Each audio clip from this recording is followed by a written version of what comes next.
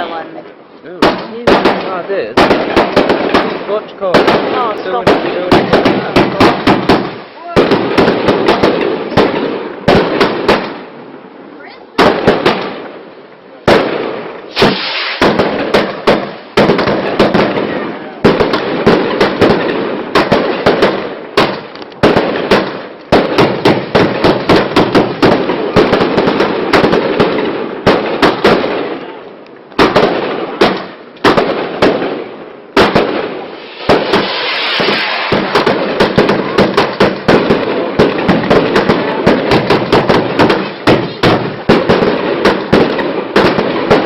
Joffrey getting that shit. Yeah.